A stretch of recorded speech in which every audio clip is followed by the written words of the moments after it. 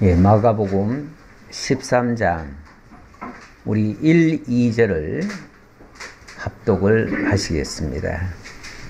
예수께서 성전에서 나가실 때에 제자 중 하나가 이르되 선생님이여 보소서 이 돌들이 어떠하며 이 건물들이 어떠하니까. 예수께서 이르시되 내가 이 큰 건물들을 보느냐. 돌 하나도 돌 위에 남지 않고 다 무너뜨려지리라 하시니라. 아멘. 예, 13장부터는 예수님이 주이심을 증거하는데 앞으로 되어질 일을 가지고 이 모든 일을 주재하시는 그분이 바로 그리스도시고 주님이시다라는 사실을 증명하는 그런 말씀이 되겠습니다.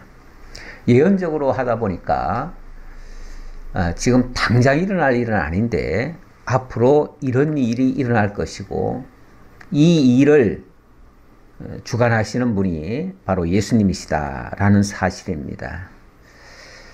자, 오늘 장면은 예수님께서 제자들과 함께 다시 성전을 찾아오셨습니다. 찾아오셔서 이제 성전을 둘러보시고 이제 나가실 때 이야기인데요. 제자 중 하나가 이르되 선생님이여 보소서 이 돌들이 어떠하며 이 건물들이 어떠하니까. 제자들의 눈에는요, 그 예루살렘 성전이 너무너무 멋있고 화려하고 아름답고 정말 자랑할 만한 그런 건물이었습니다. 그렇죠. 그 당시로는 아마 최고의 건물이죠. 건물로만 봐도. 왜 그러냐면 이 성전이 한때 헐렸잖아요. 헐리고 나서 스룹바벨이 정말로 전후에 포로에서 돌아와 가지고 형편없이 지었습니다. 그냥 돌로 지었는데 뭐 쉽게 말하면 외관이 형편없어요.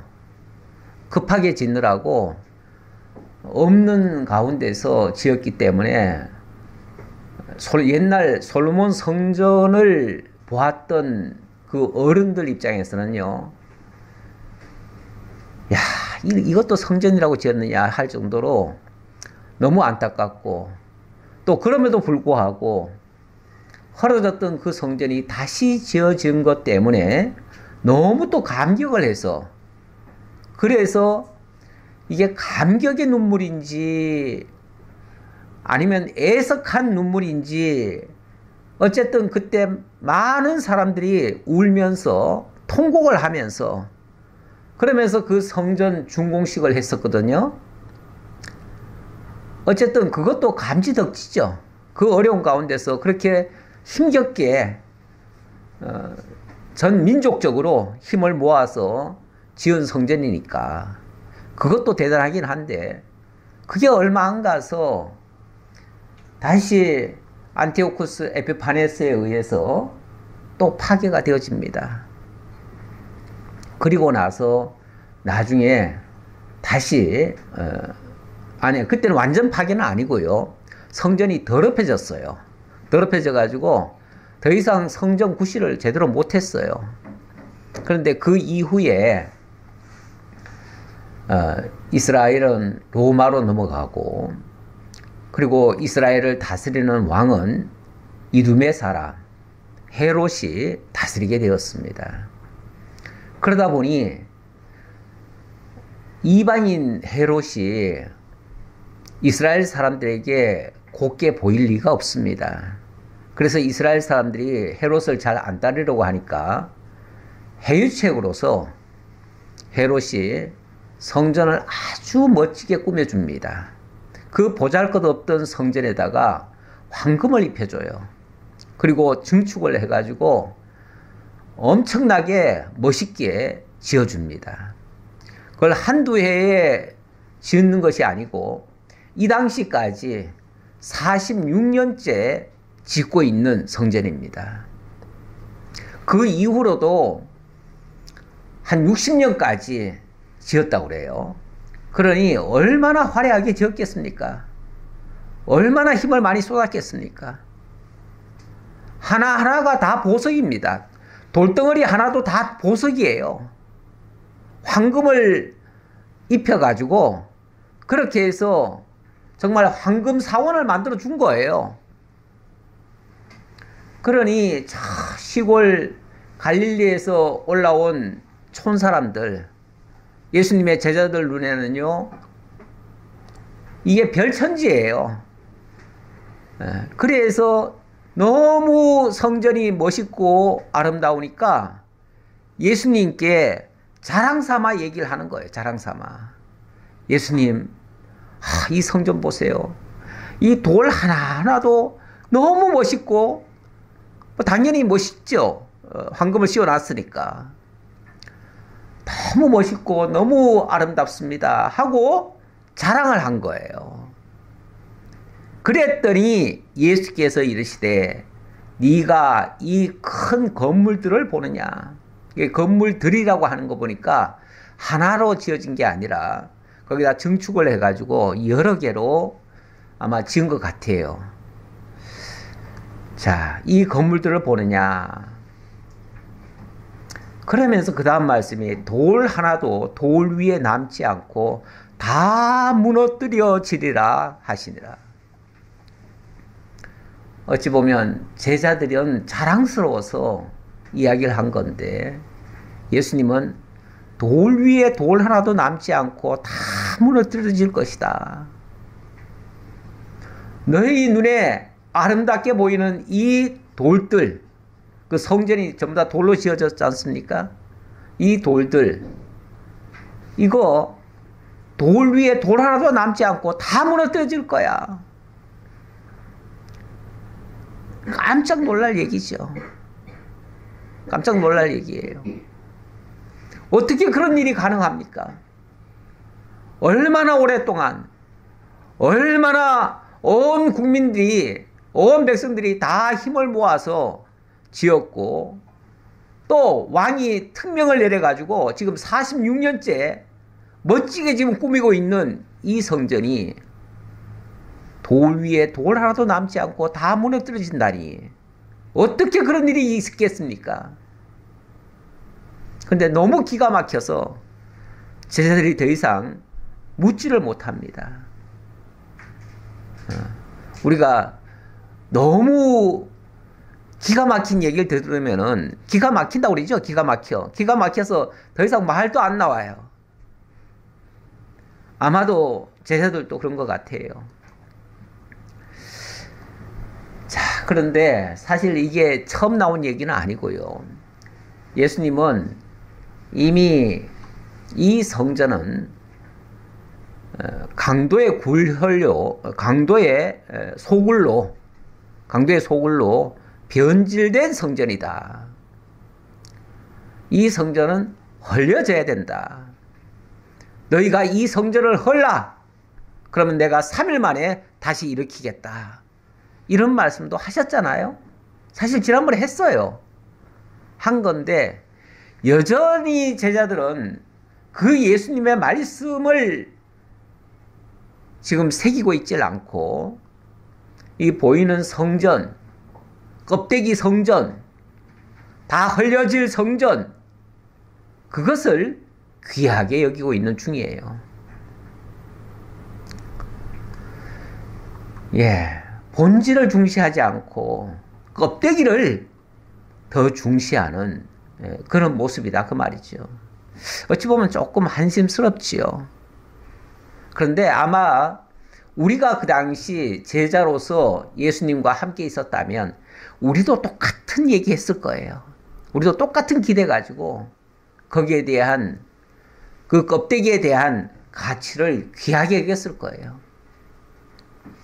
그 성전을 이제 예수님께서 돌 위에 돌 하나도 남지 않고 다 무너뜨려진다고 하면 누가 그 말을 믿을 것이며 어떻게 그런 일이 있겠느냐고 반문하겠지요. 그리고 절대 그러면 안 된다고 생각하겠지요. 오늘날 성전은 아니지만 곳곳에 교회당이 우뚝우뚝 솟아 있습니다. 정말 큰 교회들도 많습니다. 저도 뭐 행사 때문에 큰 교회들을 여러 번 방문을 해봤습니다. 정말 어떤 교회를 가보니까 새로 지은 건물인데 너무너무 좋아요. 내가 봐서는 뭐 그 하나도 정말 흠이 하나도 없어요. 그런데 보니까 그 멋있게 해놓은 걸 갖다가 또 다 헐고 또 새로 수리한다고. 그러니까 국산으로 화장실을 해놨는데 그걸 다 뜯고 또 외제를 어디 이태리제인가 어디제를 가져와 가지고 그걸로 싹 바꾸더라고요. 바꾸는 작업을 하더라고요.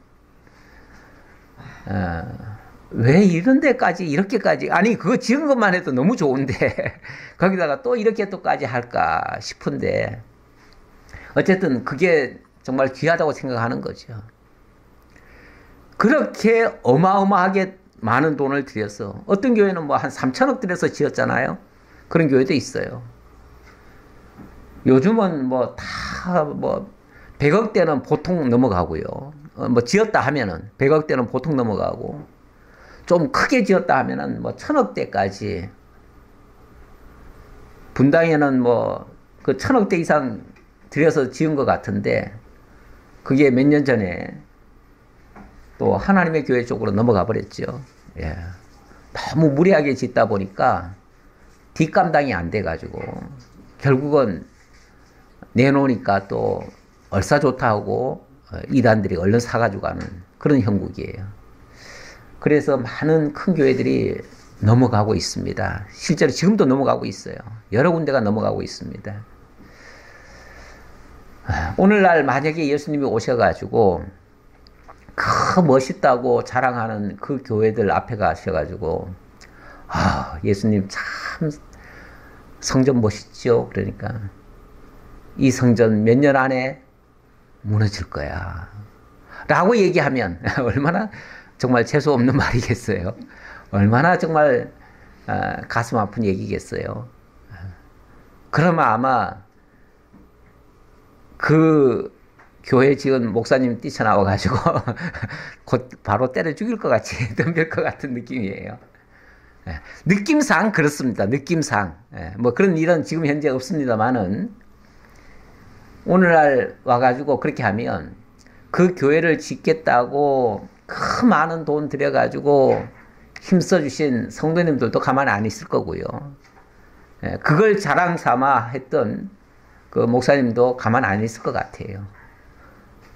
비록 그 말을 하시는 분이 예수님이라 할지라도 가만 안 둘 것 같아요. 예, 지금 제자들이 예수님의 이런 말씀을 듣고 어떻게 생각했을까? 예, 그 당대에 최고의 건축물인 예루살렘 성전조차도 헐려지고 다시는 그 성전이 지어지지 않을 것이라고 말씀하셨는데 정말로 그때부터 지금까지 2000년이 지났잖아요. 2000년이 지났는데 그때부터 지금까지 이제 지구상에는 성전이 없습니다. 안 지어졌어요. 지금도 이스라엘이 간절히 바라는 거는요, 성전을 짓겠다는 겁니다.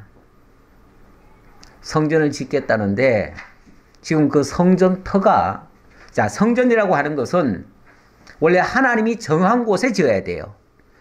아니 뭐 돈이 없고 뭐 그 물질이 없어가지고 못 짓는 게 아니에요. 성전이라고 하는 것은 하나님이 딱 정해준 곳이 있어요. 하나님이 정한 자리에다가 하나님이 정한 양식으로 지어야 돼요. 그게 진짜 성전이에요. 다른 식으로 우리들 생각대로 우리 마음대로 지어서는 성전이 안 돼요.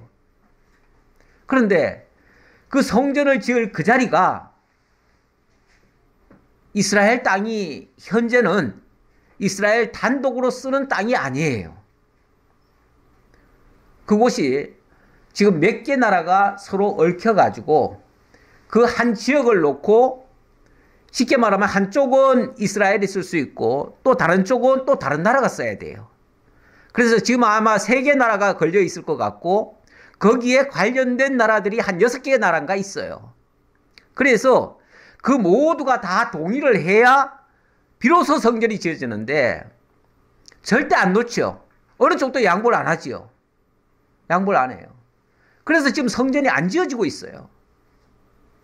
그래서 유대인들은 지금도 그 성전을 짓겠다고 사실은 일부러 전쟁을 자꾸 일으켜요. 일으키다 보면 어쨌든 그 당사자들과도 부딪힐 거 아니에요? 그러다가 어느 순간 자기네들이 점령을 하면 그때 짓겠다는 거예요. 그래서 성전 지을 준비는 다 해놨어요. 다 해놨는데 그 땅을 차지하지 못해가지고 아직까지 못 짓고 있는 거예요. 아마 조만간 다시 지으려고 하긴 할 거예요. 근데 저는 그게 지어지는 날은 오늘 쭉 이제 이어서 얘기할 건데 마지막 날이 되지 않을까. 마지막 날. 여호와의 날. 그 날이 되지 않을까. 이건 제 생각입니다. 왜냐하면 모든 가능성으로 봤을 때 그럴 가능성이 많습니다. 그래서 이스라엘 입장에서는 그 날이 하루속히 지어지길 바라지만 이 세계 민의 입장에서 봤을 때는 그 날이 지어지는 날은 지구 종말의 날이 될 수도 있다. 오늘 예수님께서 이제부터 예루살렘 멸망의 날과 지구 최후의 날을 얘기하실 거예요. 얘기하실 건데 바로 그 날이 되지 않을까. 어쨌든 그때로부터 예수님이 이 성전이 돌 위에 돌 하나도 남지 않고 다 무너뜨려지리라 라고 말씀하시고 그리고 얼마 안 가서 정말로 다 그렇게 흘려버렸습니다. 정말 돌 위에 돌 하나도 남지 않고 다 흘려버렸어요. 왜요? 돌에다가 다 금을 입혀놨으니까 그 금을 다 벗기려면 어떻게 해야 돼요? 돌을 다 들쳐야죠. 들쳐가지고 돌에 있는 금을 다 벗겨가야 돼요. 그래서 성전만 허는 것이 아니라 성전에 있는 모든 금을 다 뺏어가려고 결국은 그 성전이 다 흘려버린 거예요. 원래 세상 것은요, 너무 좋아도 적들의 표적이 되어집니다. 너무 좋은 거 있어도요, 너무 자랑하는 거 아니에요. 자랑하면 다른 사람들 시기를 일으키기도 하고요. 탐심을 불러일으키기도 하고요. 결국은 뺏기는 수도 있어요. 일찍이 히스기야가 죽다 살아났잖아요. 죽을 병이 들려가지고 정말 하나님 앞에 간절히 기도했습니다. 그런데 하나님께서 15년을 연장해 주겠다고 말씀하셨어요. 그러니까 곧 죽을 줄 알았는데 하나님이 15년을 연장시켜 줬어요. 히스기야가 죽을 병이 들었다는 말에 우방국이었던, 그 당시에 우방국이었던 바벨론 왕이 문병을 왔어요. 문병을 왔는데 하나님은 이제 다시 병을 낫게 해줬잖아요. 그러니까 너무 기쁘고, 그리고 그 당시에 히스기야 왕이 정치를 잘했어요. 그래가지고 적들을 물리치고, 그리고 이제 나라가 안정이 된 거예요. 그리고 나니까 너무 기뻐가지고 그 왕에게 자랑을 많이 합니다. 무슨 자랑을 했냐면 내탕고까지, 쉽게 말하면 보물창고까지 다 열어가지고 우리에게 이런 좋은 것들이 있습니다 하고서 다 보여줬어요. 다 보여줬더니 그 다음날 이사야 선지자가 와가지고 도대체 왕께서 뭐 하셨습니까? 하나님께서 제게 말씀하시기를 아무래도 히스기야가 뭘 보여준 것 같은데 뭘 하셨습니까? 그랬더니 내가 이거 다 보여줬습니다. 그랬더니 왜 그렇게 미련한 짓을 했습니까? 왕께서 그것을 자랑 삼아 다 보여줬으니 이제 바벨론이 와서 이 모든 것을 다 빼앗아갈 겁니다. 이 나라까지 다 가져갈 겁니다. 그렇게 얘기를 하죠. 원래 자랑에는 화가 있는 법이에요. 너무 자랑하면. 우리가 자랑을 하려면 하나님을 자랑해야 되고 하나님의 나라와 그의 의를 자랑하고 하나님의 영광을 자랑해야지, 나의 잘난 부분을 자랑하고 내가 가진 것을 자랑하다 보면 결국 내 자랑하는 건 내 게 아니에요. 네 거냐 그게? 하나님께서 그러실 거예요. 네 거냐? 내가 옮기면 남의 거 되는 거야. 네 거라고 자랑하지 마. 그래서 바벨론으로 포로 잡혀간 거 아닙니까? 그리고 성전에 있는 모든 보물 창고 다 가져간 거 아닙니까? 바벨론이 그거 탐내가지고. 이 성전도 이렇게 잘 지었다고 자랑을 했는데 하나님께서는 결국 이 성전 헐어버리고, 그런데 이거는 복음적으로 보면 당연히 헐려야 되는 겁니다. 왜요? 그 성전이 있는 동안은 성전 제사가 드려지고 그리고 구약의 율법이 그대로 준행이 되어져요. 근데 율법 가지고는 더 이상 우리가 의롭게 될 수가 없거든요. 그 성전 제사로는 우리가 더 이상 깨끗하게 될 수가 없어요. 그래서 예수께서 오신 것이고 그 예수께서 참 성전이 되셔서 그 예수 안에서 하나님을 만나고 하나님께 온전히 제사가 드려져야, 그래야 온전한 구원이 이루어지거든요.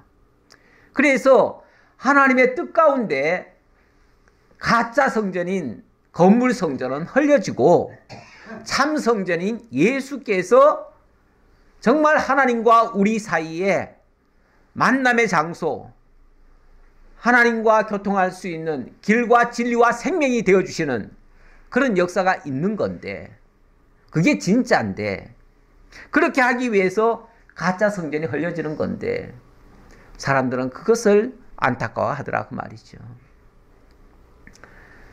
어쨌든 그럼에도 불구하고 이렇게 해서 지상에는 더 이상 성전이 없는데도 불구하고 오늘날까지도 많은 사람들이 예배당 하나 지어놓고는 그 예배당을 가지고 성전이라고 얘기를 하고, 성전의 안에 있는 모든 것들은 또 성구라고 얘기를 하고, 그리고 거기서 드려지는 것들은 성물이라고 얘기를 하고, 다 거룩자를 붙여가지고, 또 목회자들은 성의를 입고 연보는 또 성물이라고 하고, 지난번에 우리가 헌금이라고 그랬나요? 헌금? 예. 헌금이라는 표현으로 그렇게 해서 어쨌든 구약식의 그 제도와 그 표현들이 여전히 사용되고 있는 겁니다. 그렇게 되어지면 결국은 참 성전 안에서 온전히 신령과 진정으로 드려지는 예배가 아니라 구약의 의식적인 제사가 드려지는 그런 꼴이 되어진다 그 말이죠. 이렇게 되어지면 이 교회가 복음을 증거하는 순수한 진리의 전당이 되어야 하는데 오히려 물질을 숭상하는 우상 숭배의 전이 될 수도 있습니다. 그래서 더 이상 건물을 중시하는 교회관을 가지고 있는 신앙은 올바른 신앙의 자세가 아니다라는 말씀을 덧붙여 드리고요.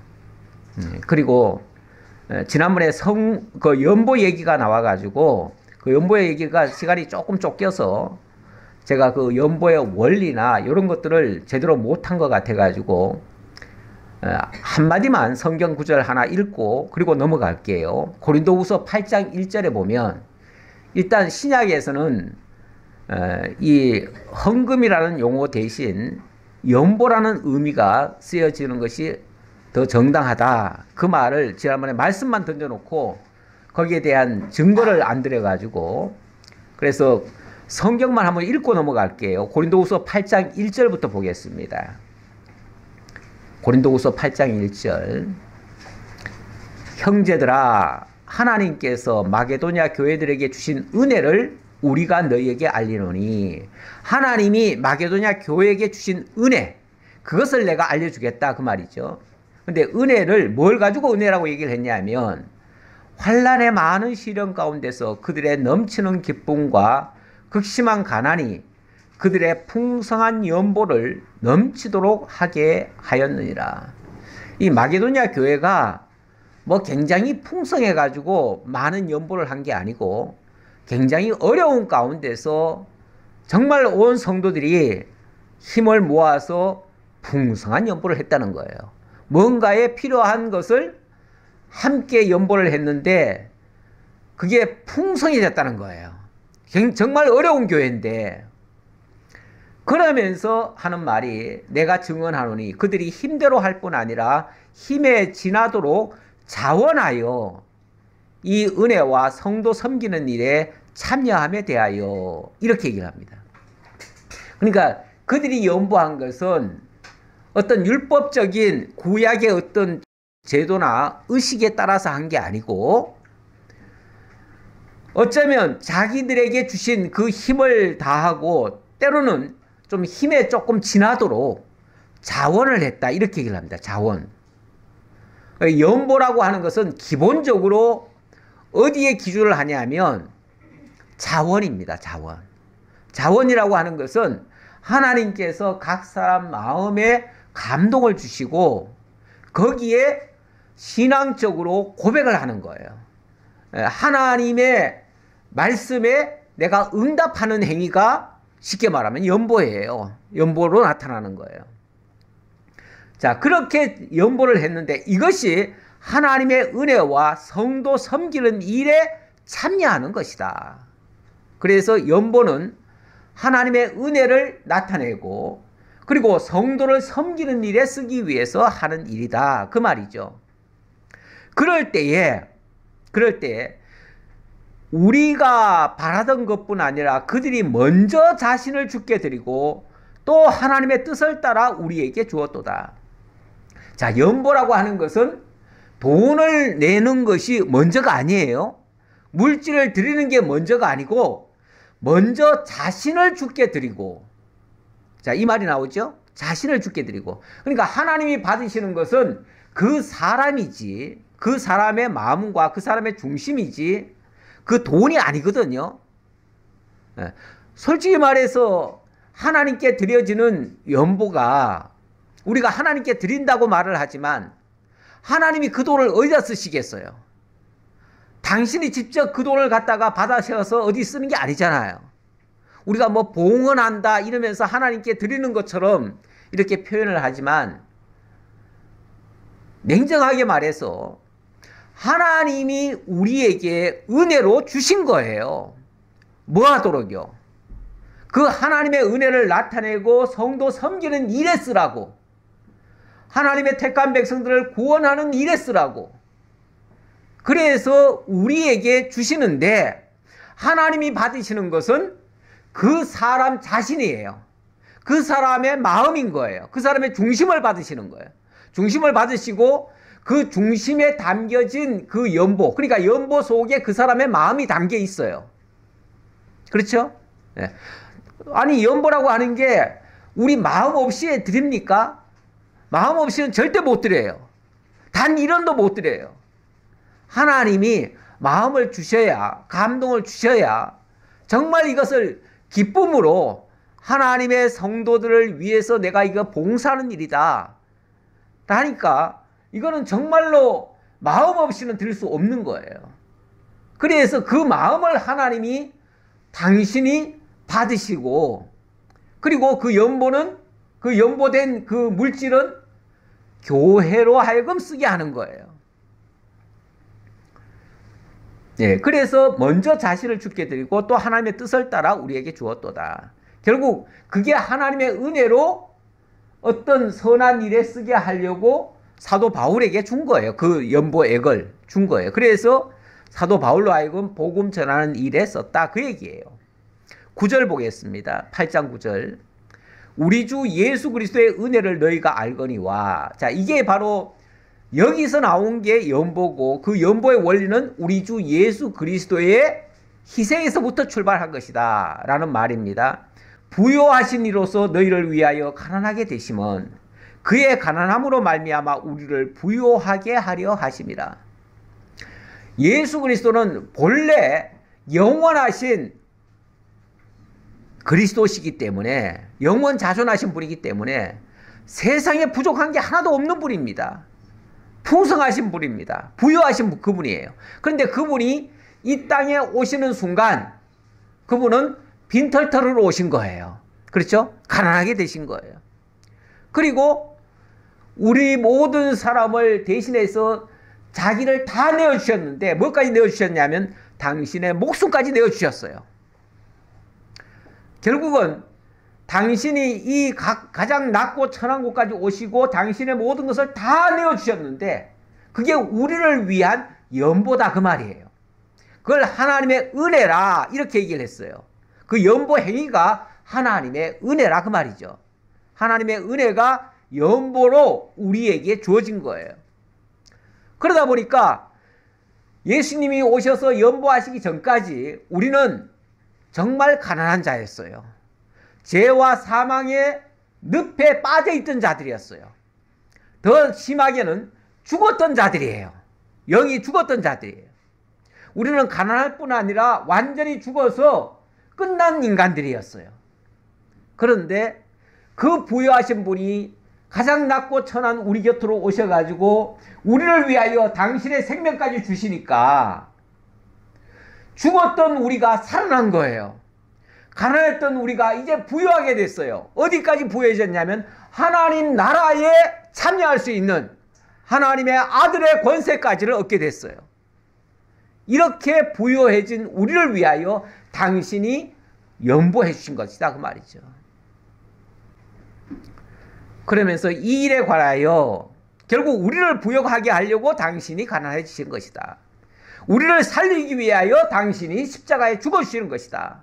자, 이 얘기를 하시면서 이 일에 관하여 나의 뜻을 알리노니, 자, 이게 이제 쉽게 말하면 연보의 원리예요. 가장 기초되는 거예요. 거기에 근거해서 내가 설명하겠다 그 얘기예요. 그러면서 이 일은 너희에게 유익함이라. 여기에 너희들이 동참하는 것이 너희들을 위해서도 유익하다 그 말이에요. 그러면서 너희가 1년 전에 행하기를 먼저 시작할 뿐 아니라 원하기도 하였은즉 이제는 하던 일을 성취할지니, 쉽게 말하면 계획한 것을 이제 실천해라 그 말이죠. 그래서 연보라고 하는 것은 우리가 계획을 해서 하는 거예요. 즉흥적으로 하는 게 아니에요. 하나님이 뜻을 주시고 감동을 주시면 그것을 내 마음으로 정해서 그래서 하는 거예요. 율법에 어떻게 하라고 돼 있으니까 그대로 한다 이런 식이 아니에요. 이제 연보는 그야말로 자원으로 하는 거예요. 그래서 강제도 안 시키지만, 강제화도 안 하지만, 이거는 하면 자신에게 유익해요. 자신에게 유익하고 남에게 물론 당연히 그것이 또 선한 결과를 만들어지고요. 선한 열매가 만들어지고요. 자, 그래서 너희가 마음에 원하던 것을 완성하되 있는 대로 하라. 자, 연보를 할 때는 있는 대로 하라. 억지로 하지 말라 그 말이죠. 억지로 하지 말고 있는 대로 하라. 할 마음만 있으면 있는 대로 받으실 터이요 없는 것은 받지 아니하시리라. 우리 하나님이 우리에게 연보하게 하실 때에 강제로 이렇게 해라, 이거 안 하면은 너희는 도적이다 이렇게 말씀하지 않아요. 물론 구약에 보면 말라기에 그런 말씀이 있기는 있어요. 예. 너희가 하나님의 것을 도적질하였느냐 뭐 이런 표현을 하긴 했어요. 그러나 그건 어디까지나 구약시대 때 이야기예요. 예. 그리고 지금 신약시대 때는 이게 연보로 바뀌었기 때문에 연보는 연보의 원리에 근거해서 하는 거예요.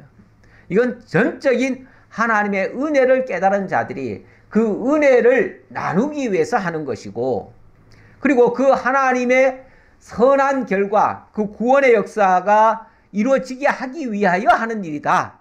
자, 요거를 기억하시라고 여기까지 말씀드리고요. 다시 본문으로 넘어갑니다. 자, 13장 3절입니다. 3절로부터 8절에서는 제자들 질문에 성전이 회파될 때의 징조를 예언해 주시는 장면입니다. 예수께서 감람산에서 성전을 마주대하여 앉으셨을 때에 베드로와 야고보와 요한과 안드레가 조용히 묻되 우리에게 이르소서 어느 때에 이런 일이 있겠사오며 이 모든 일이 이루어지려 할 때에 무슨 징조가 있사오리까. 자, 아까 예수님께 제자들이 막 성전 자랑했다가 쉽게 말하면 한번 충격을 받은 거 아닙니까? 이 성전이 돌 위에 돌아도 남지 않고 다 무너뜨려진다고 하니까 다 얼어버렸어요. 깜짝 놀래가지고.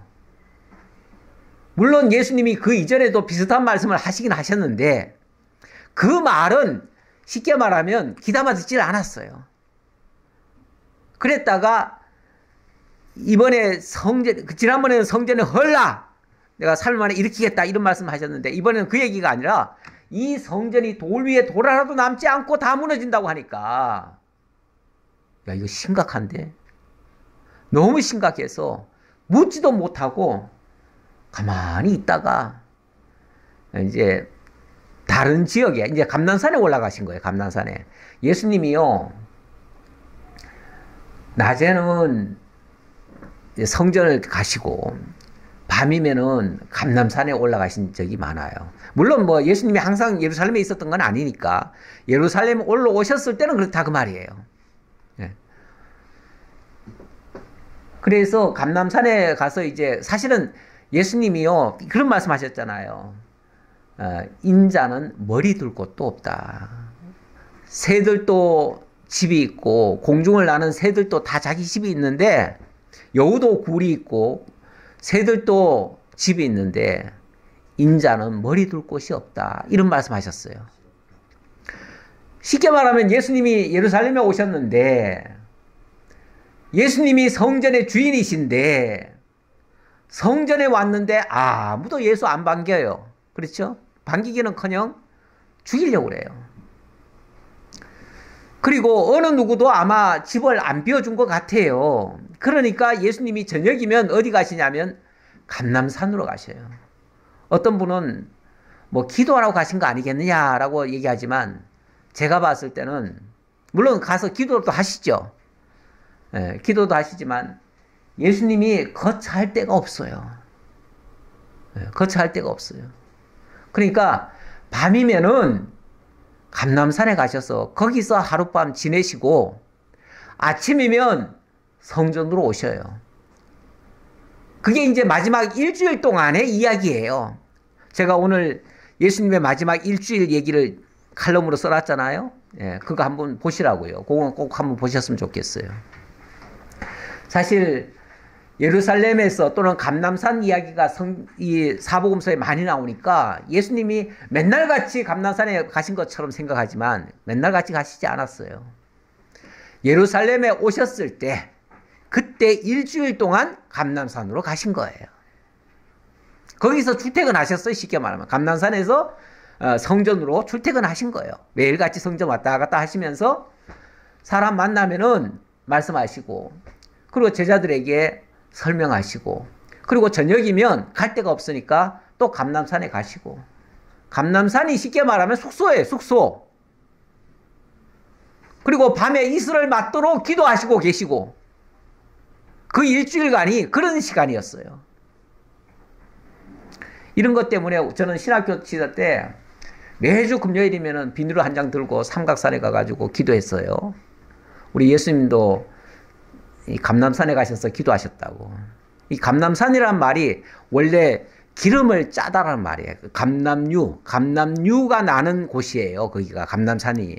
왜냐하면 거기 감람나무가 많아가지고 올리브 나무가 많아가지고 거기서 열매를 따다가 기름을 짜서 거기가 쉽게 말하면 감람 올리브유 주산지예요. 거기가.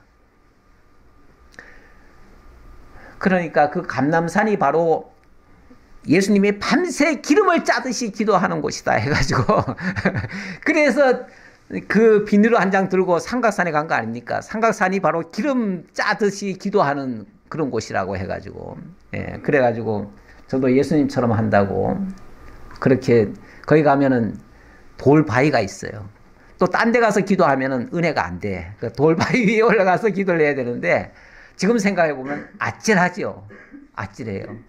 정말 비누를 한 장 쳐놓고 밤새 이게 또 여름에는 괜찮은데 겨울이면 정말 벌벌 떨면서 그렇게 해야 하나님께 은혜 받는다고 생각을 해서 능력 받는다고 생각을 해서 그렇게 했는데 예, 사설이 길었습니다. 자, 이제 감람산에 올라오셔서 조용한 시간이잖아요. 이제 잠들기 전에 기도하시고 그리고 이제 주무셨을 텐데 그럴 때 조용히 제자가 와가지고 묻는 거예요. 너무 충격을 받아가지고 말을 못하다가 잠자기 전에 예수님, 아니 낮에 예수님 그런 말씀하셨는데 언제 그렇게 된다는 얘기입니까? 언제 이 성전이 돌 위에 돌 하나도 남지 않고 다 무너진다는 말입니까? 어떻게 그런 일이 가능합니까? 이런 투로 질문한 거예요. 예, 베드로와 야고보와 요한과 안드레가 조용히 묻대. 어쨌든 이 네 사람이 열심은 있어요. 예. 두 형제들이죠. 두 형제들. 예. 두 형제들이 우리에게 이르소서 어느 때에 이런 일이 있겠사오며 이 모든 일이 이루어지려 할 때에 무슨 징조가 있으리까? 근데 이 질문을 잘 새겨 들으셔야 됩니다. 이 질문에 따라서 예수님이 답변을 하시거든요.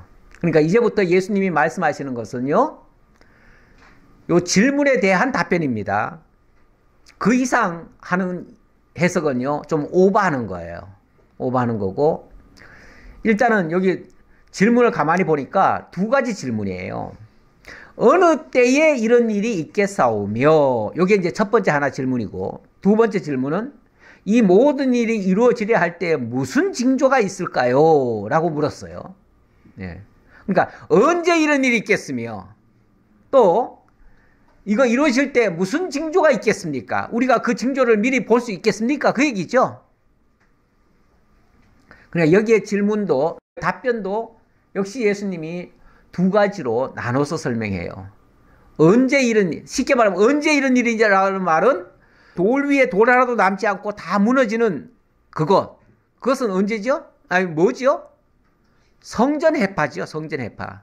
성전 해파가 언제 일어나겠느냐? 그 질문이고, 그리고 혹시 그 성전 해파가 이루어지기 전에 우리가 무슨 징조를 볼 수 있겠습니까? 그 얘기죠. 거기에 대한 답변입니다. 예수께서 이르시되 너희가 사람의 미혹을 받지 않도록 주의하라. 자, 일단 예수님이 어찌 보면 동문서답 같은 선문답 같은 답이에요. 아니 언제 이루어지겠습니까? 했더니 너희가 사람의 미혹을 받지 않도록 주의하라. 이 말부터 먼저 했어요. 뭔가 주의사항부터 먼저 얘기를 한 거죠. 그러면서 왜 미혹을 받지 않도록 주의하라고 했냐면 요 때를 얘기하려고 그래요. 사실은 요 때를 얘기하려고 그러는데 많은 사람이 내 이름으로 와서 이르되 내가 그라하여 많은 사람을 미혹하리라. 예. 어느 때가 되면 갑자기 내가 그라 하는 사람이 많이 올 거다. 많이 나타날 거다. 많은 사람이 내 이름으로 와서 내 이름이면 뭐죠? 물론 예수 이름인데 예수 이름 또는 하나님의 이름, 쉽게 말하면 하나님을 빙자해서 내가 그라하여 내가 그라 나는 나다. 그 출애굽기에 보면 주여 당신은 누구십니까? 그랬더니 하나님 뭐라 그럽니까? 나는 나다. 나는 나다 그래요. 나는 나다.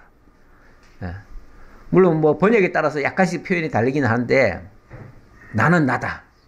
예수님께도 당신은 누구십니까? 그러니까 나는 나다.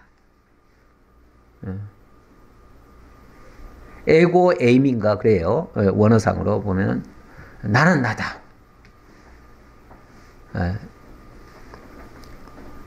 그걸 우리 번역에는 이제 나는 스스로 있는 자니라 이렇게 얘기했죠. 스스로 있는 자니라. 나는 나다라고 할 수 있는 것은요. 사실은 하나님밖에 없어요. 하나님만 그 표현을 쓸 수가 있어요. 내가 그다. 나는 나다. 이거는 하나님이 자신을 가리켜서 쓰는 표현이에요. 그 표현인데 어느 때가 되면 나는 나다. 내가 그다. 내가 그 약속된 메시아다. 내가 그 그리스도다. 라고 하는 자들이 막 나타날 거다 그 말이죠. 그리스도라는 말은 그리스도가 메시아고 정치적 메시아는 이스라엘을 그 로마로부터 구원해낼 수 있는 자다. 내가 이 나라를 구원하겠다. 이러는 자죠.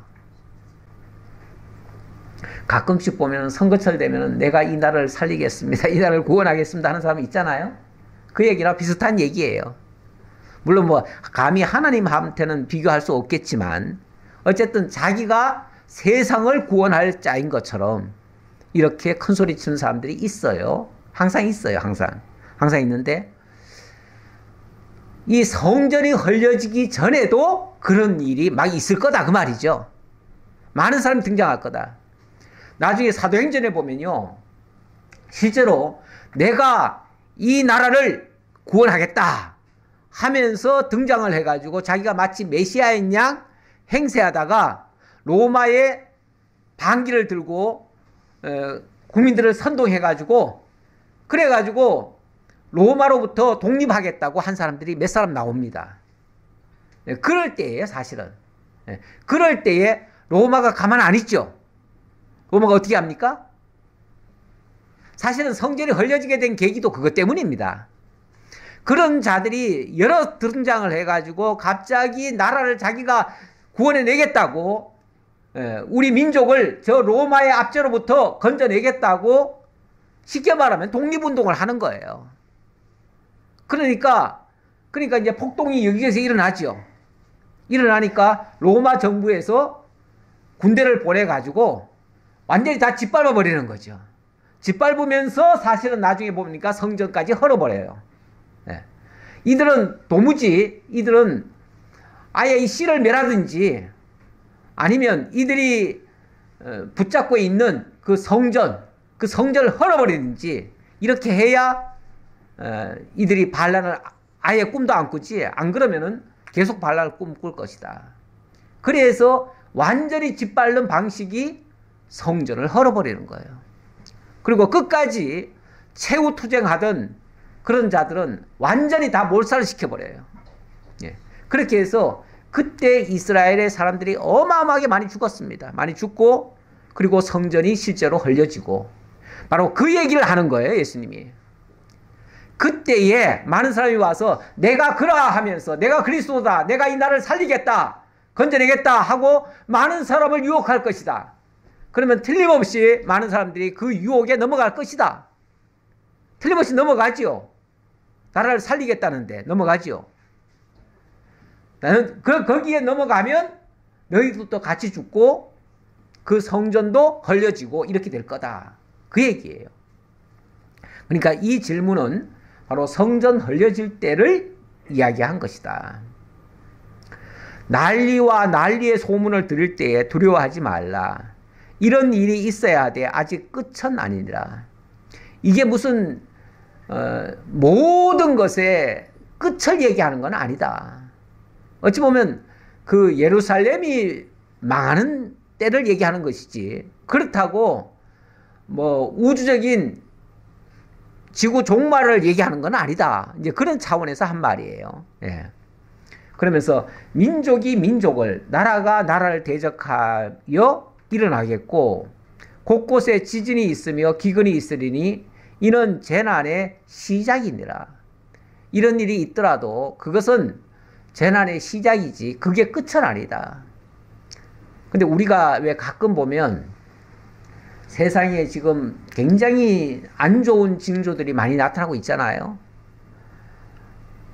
지금 미국에서 저렇게 관세 전쟁이니 뭐니 하고 이렇게 해가지고 어찌 보면 2차 세계대전 일어날 때의 그 직전 같은 모습, 네. 그런 모습을 지금 사실은 띠고 있습니다. 그때도 보호 무역을 한다고 그렇게 하다가 세계적인 공황이 왔고 그 공황을 타개하기 위한 목적 중에 하나가 전쟁입니다. 이 전쟁은 그냥 한두 나라의 전쟁이 아니고 민족과 민족의 전쟁이 아니라 전 세계적인 전쟁으로 바뀌어지죠. 이게 지금 어찌 보면 미국이 지금 계속 여기저기를 다 쑤식거리잖아요. 온 세계를 다 건드리고 있어요, 지금. 온 세계가 어찌 보면 다 들고 일어날 수 있는 상황을 지금 자꾸 만드는 것 같은 느낌이에요. 네, 느낌인데, 물론 이건 아직 거기까지 간 건 아니에요. 네. 혹시 이런 일이 있더라도 아직 끝이라고 생각하지는 말라, 그 말이죠. 예수님 표현처럼 곳곳에 온갖 문제가 다 발생하겠지만 그것은 재난의 시작일 뿐이다. 시작일 뿐이다. 우리가 여러 가지 안 좋은 징조들이 자꾸만 나타나고 있는데 이것들은 하나의 징조일 것이다. 징조는 되겠죠. 징조는 되겠고 뭔가 우리로 하여금 경성하게 하고 깨어있게 하기 위한 하나의 신호는 되지만 그렇다고 이게 끝이라고 생각할 필요는 없다. 그런데 우리가 때때로 좀 어려운 일이 발생하거나 무슨 일이 있으면 마치 곧 세상이 무너질 것처럼 아니면 좀 더 심하게는 주님이 곧 올 것처럼 여기 봐라. 세상이 자꾸 이런 일이 발생하는 거 보니까 이제 주님이 오실 날이 얼마 안 남았다. 곧 오실 것 같다. 그러니 어떻게 하자? 우리 보따리 싸가지고 어디 들어가야 된다.